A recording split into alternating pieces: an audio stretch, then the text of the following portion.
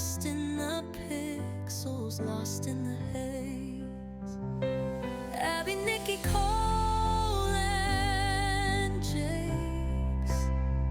I see the tears, I feel the space. I should have held you, I should have stayed. I love you more than words convey. Version number 1, the setup. See, my story is just another reason I'm so mad. Robbie has spent half his life in prison for a mistake, and like someone else told, he'd go up for parole in 2025. He'd be home around Thanksgiving that same year. It's not your story, and the only lies being told have come from you. His cousin was in the house alone sleeping when Robbie walked in the side door. Liar! He crawled in through an unlocked window. His wife was awakened by the attack and ran to get help. His wife called and woke him up saying someone was breaking in. There was no phone call. The phone had been disabled.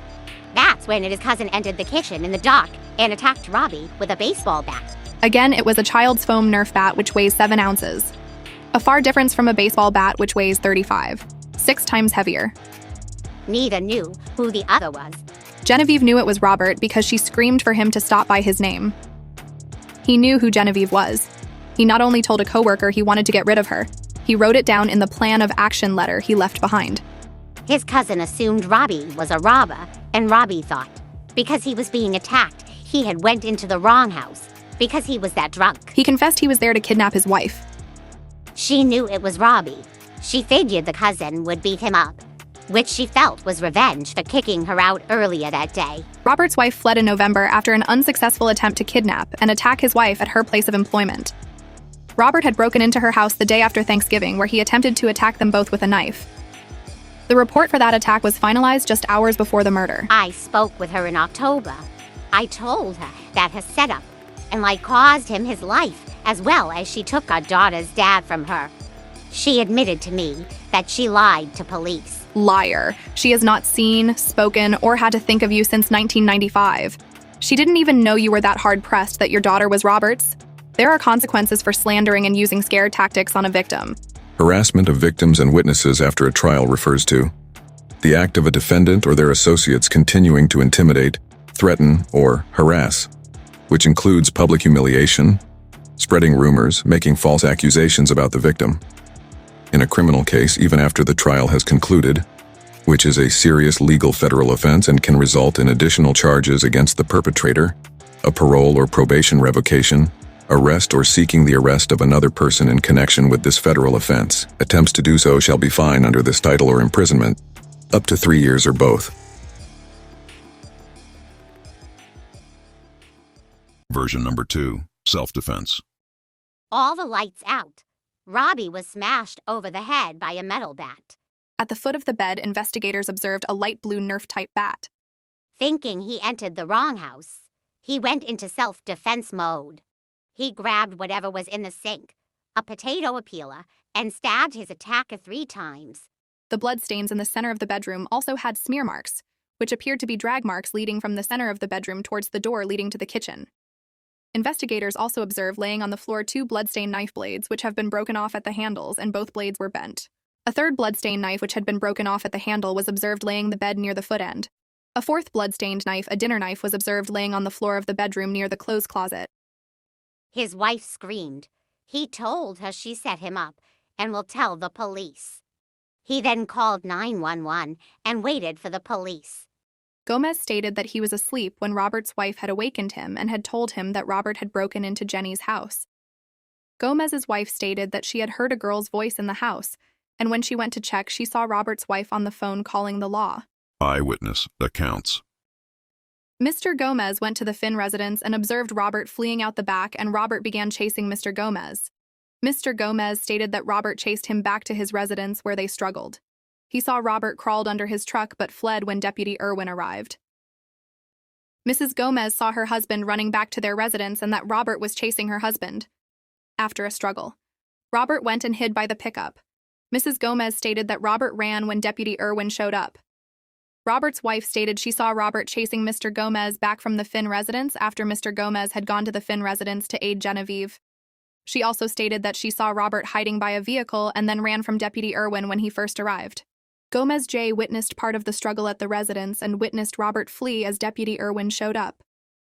Collins, a passenger in the patrol vehicle, observed the suspect flee from Deputy Irwin and also witnessed Deputy Irwin chasing the subject. He was charged with manslaughter. Robert Hernandez Jr. was charged with capital murder on December 1, 1996 at 1:54 a.m. The evidence was overwhelming. No lesser charge was ever given.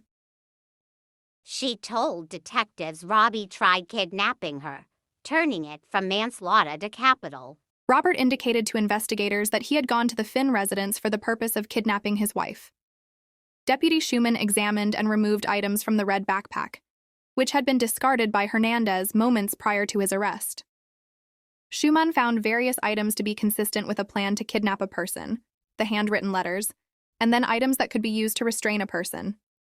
He sat 2 years in county fighting the capital murder charge, until his public defender told him he either signs the plea deal for capital murder or he will get the death penalty. The public defender gave him the best possible advice due to the mountain of evidence, suggesting the public defender was incompetent, and that this was somehow forced is absurd. I said one thing that the family told me. Now I'm a liar because it's not what the police report said. I'm a liar because it's not what the police report said.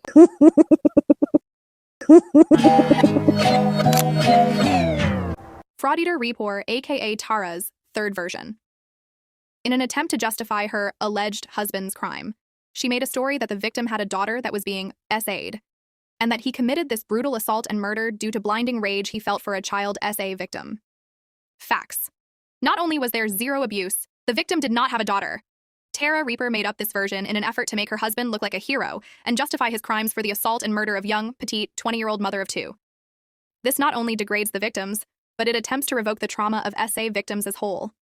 Only a woman blinded by delusional and obsession could create such a tasteless and vile lie. Making up such a story can take away the credibility of future SA victims. Something she knows but could care less about. Shame on you, Tara. Plus, there's been no record about that happening. I swore not to say anything, but wanted to tell you.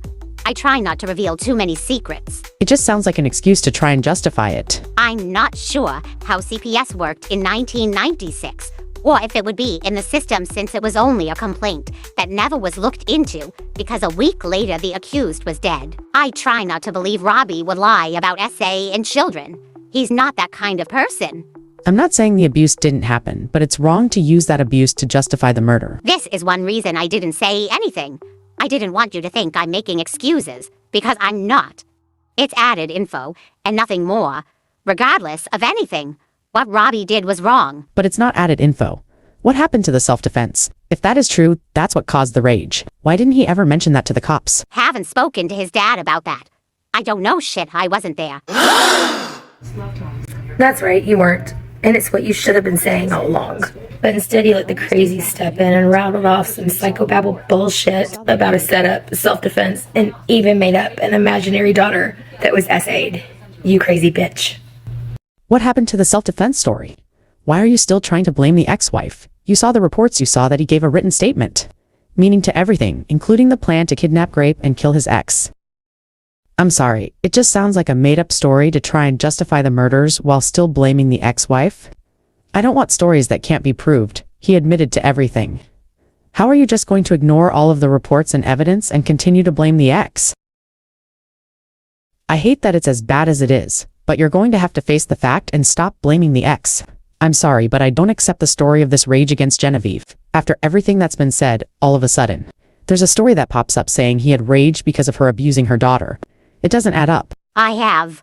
No, you have not. You are still blaming the ex. As long as you continue to blame the ex, that shows that you have not accepted the facts.